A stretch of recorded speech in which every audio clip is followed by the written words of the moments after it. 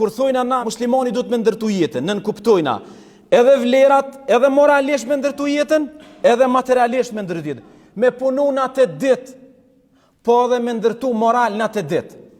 Hajde ta sillim një shembull për jetës. Në qift martohen, unë ja filloj jetës. Duhet me punu, duhet me pagu qiran, duhet me pas banesë, duhet me pas vetur, është patjetër. Shumë mirë. Që kjo është ndërtimi i familjes kuptimin material. Duhet me ndërtu edhe jetën materiale, duhet me punu, me gjallnu, familja don sigurim, don banem, don ushqim, i ke sjell fëmijën jetë, duhet me punu për ta.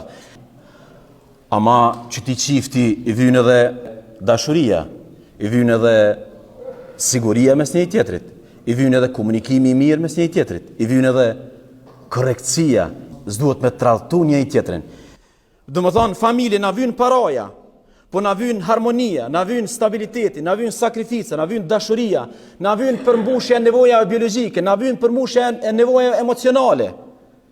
Domethënë fëmia tu përveç që ka nevojë për paratë tua, për çanta, për libra, për infrastrukturën që ti ja siguron, ata kanë nevojë një ditë me të pas afër, me të ka për qafe.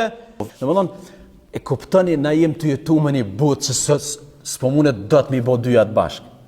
Edhe ju një tonë, ju që jetoni në Zvicër, ju një tonë dëshmitar që ti realiteti.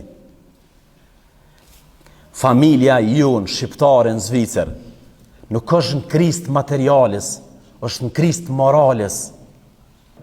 Të dy qiftet punojnë, të dy të kanë tarna, të dy të kanë banes, të dy të kanë vetur.